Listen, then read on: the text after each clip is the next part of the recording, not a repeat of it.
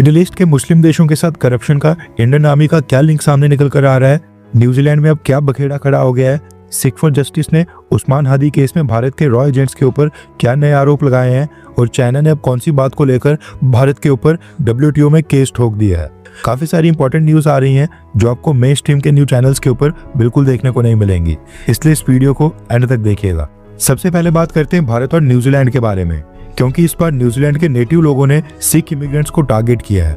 ये जो विजुअल्स आप अपनी स्क्रीन के ऊपर देख रहे हैं, ये न्यूजीलैंड से ही आ रहे हैं। दरअसल सिख धर्म में नगर कीर्तन नाम का एक धार्मिक जुलूस निकाला जाता है। ये एक तरह से रिलीजियस प्रोसेशन होती है जो आमतौर पर गुरुपूरब, वैसाखी या फिर किसी बड़े सिख धार्मिक अवसर के ऊपर निकाला जाता है।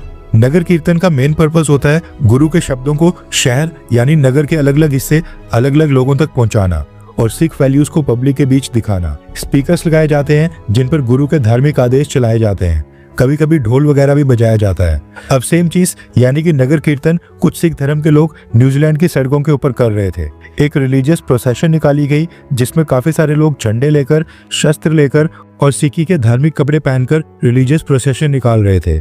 ये लोग आराम से नगर कीर्तन कर रहे थे, लेकिन उसी समय न्यूजीलैंड के नेटिव लोगों का एक ग्रुप आ गया जिसने नगर कीर्तन का रास्ता रोककर न्यूजीलैंड का ट्रेडिशनल हाका डांस करना वहां पर स्टार्ट कर दिया। ये सारे नेटिव्स कीवी फर्स्ट की टी-शर्ट लगाए हुए थे और इन्होंने एक बैनर भी पकड़ा था जिसके ऊपर लिखा हुआ था, this is New Zealand not India, यानी कि ये न्यूजीलैंड है ना कि आप लोगों का भारत, जो आप ये नगर कीर्तन चला रहे हैं। अभी जो नेटिव वाइट लोग थे जो नगर कीर्तन का विरोध कर रहे थे, इनके बारे में कहा जा रहा है कि ये डेस्टिनी चर्च के साथ एसोसिएटेड है और क्रिसमस पास होने के कारण इन दिनों ये लोग काफी सारे एक्टिव हैं। इसलिए जब इन्होंने देखा कि सिख इमिग्रेंट्स इंडिया से आकर न्यूजीलैंड के अंदर वहां पर उनके शहर में नगर कीर्तन कर रहे हैं, तो इनको अपना प्रोटेस्ट शो करने का मौका मिल गया। रिपोर्ट्स के अकॉर्डिंग नेटिव वाइट्स लोगों की संख्या भी अचानक से काफी ज्यादा बढ़ गई थी और एक मोमेंट के ऊपर दोनों ग्रुप्स के बीच क्लैशेस, हाथापाई और झगड़े की नौबत आ गई थी। लेकिन पुलिस ने समय रहते सिचुएशन को अच्छे से टैकल किया और दोनों ग्रुप्स के बीच बिल्कुल भी झगड़ा होने नहीं दिया। हालांकि न्यूज ये निकल कर आ रही है कि नगर कीर्तन के खिलाफ प्रोटेस्ट के बाद न्यूजीलैंड पुलिस ने नगर कीर्तन की प्रोसेशन को कंप्लीट होने नहीं दिया। प्रोटेस्टर्स ने रास्ता रोक दिया था, जिसकी वजह से नगर कीर्तन को वापस से गुरुद्वारा की ओर ले जाया गया। अब इस इंसिडेंट की वजह से न्यूजीलैंड में भी रिलीजियस फ्रीडम और एंटी इमिग्रेंट डिबेट एक बार फिर से स्टार्ट हो गई है। रिलीजन की बात करें तो न्यूजीलैंड के अंदर 51.6% लोग नॉन रिलीजियस हैं, जो कि किसी भी धर्म को नहीं मानते हैं। 32.3% लोग हैं जो क्रिश्चियंस हैं। उसके बाद 3% के अराउंड हिंदुइज्म को फॉलो करते हैं, 1.5% इस्लाम को फॉलो करते हैं, जबकि 1.1% बुद्धिज्म और 1.1% सिखी को फॉलो करते हैं। अब ऐसा नहीं है कि ये नगर कीर्तन न्यूजीलैंड के अंदर अचानक से बंद हो जाएंगे, इसलिए माना जा रहा है कि इस तरह का टकराव दोबारा से भी देखने को मिल सकता है। अब ये क्योंकि रिलीजियस मैटर है, इसलिए भारत और न्यूजीलैंड की गवर्नमेंट्स इस मुद्दे के ऊपर बोलने से बच रही हैं। लेकिन आपको इस मुद्दे के ऊपर क्या लगता है? क्या ये नगर कीर्तन निकालना सही है, गलत है, या फिर इनको रोकना गलत है? और न्यूजीलैंड के नेटिव्स लोगों का इस तरह का प्रोटेस्ट करना, इसके ऊपर आपकी क्या राय है? नीचे कमेंट करके जरूर बताएं। नेक्स्ट अपडेट आ रही है अग्निवीर स्कीम को लेकर। रेफरेंस क्लब की स्क्रीन के ऊपर आर्टिकल का स्क्रीनशॉट है। न्यूज निकल कर आ रही है कि भारत के गृह मंत्रालय ने BSF कांस्टेबल की भर्ती में अग्निवीर का कोटा 10% से बढ़ाकर सीधा 50% तक कर दिया है। यानी कि BSF में अब जो भी नई रिक्रूटमेंट्स होंगी उनमें आधे कैंडिडेट्स अग्निवीर के ही होंगे, जो 4 साल की आर्मी की नौकरी के बाद एग्जिट लेकर आए होंगे। यानी कि आने वाले सालों में BSF भी एक तरह से सेकंड आर्मी बन जाएगी, जो कॉम्बैट में और भी ज्यादा लीथल साबित होगी। इसके अलावा अग्निवीर कैंडिडेट को 3 से 4 साल की एज रिलैक्सेशन भी देने का फैसला किया गया है और साथ में फिजिकल स्टैंडर्ड टेस्ट और फिजिकल एफिशिएंसी टेस्ट, उनके लिए भी अब अग्निवीर को BSF की भर्ती में एग्जेम्प्ट कर दिया गया है। अग्निवीर को BSF में एंट्री के लिए फिजिकल टेस्ट भी पास नहीं करना होगा और ये वाकई में काफी वेलकमिंग स्टेप माना जा रहा है, क्योंकि अग्निवीर का पहला बैच 2023 में रिक्रूट हुआ था और साल 2027 में एग्जिट लेने वाला है। उसके पहले ही भारत सरकार को ये रूल्स चेंज करने होंगे ताकि ज्यादा से ज्यादा या फिर ऑलमोस्ट सभी अग्निवीर को सेंट्रल आर्म्ड पुलिस फोर्सेस में एब्जॉर्ब कर दिया जाए।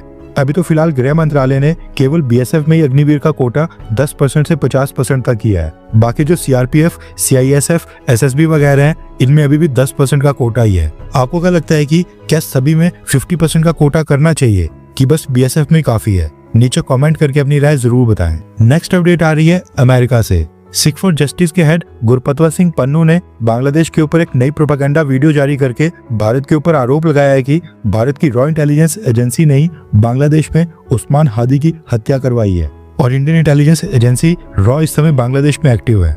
पन्नू ने उस्मान हादी को शहीद बताते हुए नरेंद्र मोदी गवर्नमेंट की साजिश बताया है और बांग्लादेश के लोगों को कहा है कि भारत की जो बांग्लादेश में एम्बेसी है वहां पर जो भी भारतीय कॉन्सुलेट्स हैं उनको घेर कर बांग्लादेश के लोग उनके ऊपर हमला करें, क्योंकि इन्हीं एम्बेसी और कॉन्सुलेट्स में उस्मान हादी की हत्या की प्लानिंग और प्लॉटिंग की गई थी। भारत की इंटेलिजेंस एजेंसीज ने जैसे कनाडा में हरदीप सिंह निज्जर की हत्या की, वैसे ही रॉ के ऑपरेटिव्स ने बांग्लादेश के अंदर उस्मान हादी को शहीद किया है। इसलिए बांग्लादेश में जो भारत की एम्बेसीज और कॉन्सुलेट्स हैं उनको सबसे पहले बंद करवाया जाए। इसके अलावा भी पन्नू ने काफी सारी बकवास की है एंड इसकी ये वीडियो अब बांग्लादेश के चैनल्स और बांग्लादेश के सोशल मीडिया के ऊपर काफी वायरल हो रही है। नेक्स्ट अपडेट आ रही है भारत और चाइना को लेकर। रेफरेंस के लिए आपकी स्क्रीन के ऊपर आर्टिकल का स्क्रीनशॉट है। न्यूज निकल कर आ रही है कि चाइना ने वर्ल्ड ट्रेड ऑर्गेनाइजेशन यानी कि WTO में भारत के खिलाफ एक फ्रेश केस और कंप्लेंट फाइल कर दी है, जिसमें भारत के ऊपर आरोप है कि भारत की सरकार ने information and communication technology products के इंपोर्ट के ऊपर जो भी टैरिफ लगा दिए हैं वो WTO रूल्स के खिलाफ है। इसके अलावा भारत सरकार सोलर प्रोडक्ट्स और फोटोवोल्टेइक सेल्स के ऊपर भी सब्सिडीज दे रही है, वो भी WTO के रूल और रेगुलेशंस के खिलाफ है। इनसे चाइनीज इंडस्ट्रीज को काफी नुकसान पहुंच रहा है, इसलिए WTO भारत के ऊपर कार्रवाई करे। अब चाइना की इस कंप्लेंट के बाद 60 दिन का समय दिया जाएगा, भारत रिप्लाई करेगा एंड फिर भी अगर भारत का रिप्लाई चाइना को सेटिस्फैक्टरी नहीं लगा तो चाइना फिर WTO में कंप्लेंट फाइल करने के बाद एक WTO डिस्प्यूट पैनल बनाने की डिमांड कर सकता है, जिसमें तीसरी कंट्रीज के इंडिपेंडेंट ट्रेड एक्सपर्ट्स शामिल होंगे। इसमें आर्गुमेंट्स होंगे, डेट्स मिलेंगी, पैनल रिपोर्ट्स आएंगी और उनको मानना या नहीं या फिर उसके खिलाफ अपील करनी है, उसके बाद अपीलेट बॉडी के पास जाना पड़ेगा, लेकिन ये कई साल के बाद होगा। और इस समय अमेरिका के ब्लॉकेड की वजह से WTO की अपीलेट बॉडी भी ऑलरेडी डिसफंक्शनल है, यानी चाइना की कंप्लेंट के बाद भी भारत को कई सालों का समय मिल जाएगा और ये केस WTO के अंदर कई सालों तक चलता रहेगा। भारत और चाइना पिछले कुछ समय से ऑलरेडी अपने रिलेशंस को ठीक कर रहे हैं। चाइना खुद ही भारत को लेकर काफी पॉजिटिव रिस्पांस शो कर रहा है, लेकिन ये अचानक से वर्ल्ड ट्रेड ऑर्गेनाइजेशन में जाकर भारत के खिलाफ कंप्लेंट फाइल करना, अब ऐसा करके चाइना क्या अचीव करना चाहता है ये तो खैर पता नहीं, लेकिन चाइना ने जो भारत के खिलाफ केस किया है इससे फिलहाल कुछ सालों तक भारत को कोई नुकसान नहीं पहुंचेगा और भारत IT प्रोडक्ट्स और सोलर प्रोडक्ट्स के ऊपर अपने टैरिफ और सब्सिडी जारी रख सकता है। इसके साथ ही न्यूज निकल कर आ रही है कि भारत के विदेश मंत्री जयशंकर सर अगले हफ्ते श्रीलंका के विजिट के ऊपर जा रहे हैं। डेट्स अभी कंफर्म नहीं हुई है, लेकिन विजिट कंफर्म है।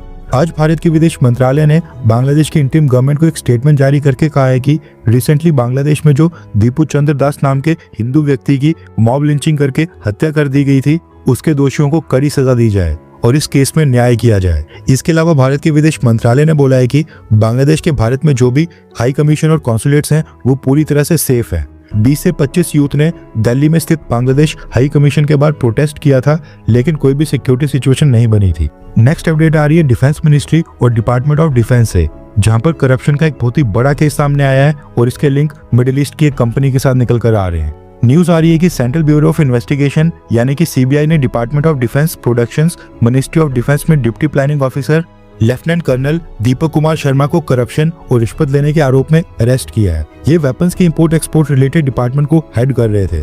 लेफ्टिनेंट कर्नल दीपक कुमार शर्मा अपनी वाइफ कर्नल काजल बाली जो कि 16th infantry division ordnance unit की CEO हैं और श्री गंगानगर राजस्थान में पोस्टेड हैं, ये भी इस केस में इन्वॉल्व है और कुछ लोगों के साथ मिलकर ये सब एक दुबई बेस्ड डिफेंस कंपनीज के लिए इलीगल तरीके से काम कर रहे थे।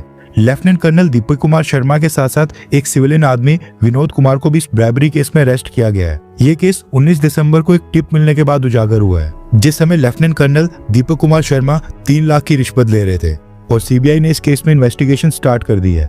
कहा जा रहा है कि lieutenant colonel Deepak Sharma defence manufacturing और एक्सपोर्ट से जुड़ी प्राइवेट कंपनी से पिछले कई बार रिश्वत ले चुके हैं और बदले में इन कंपनीज को सरकारी डिपार्टमेंट्स और मिनिस्ट्री से अनड्यू फेवर्स दिलवाया करते थे।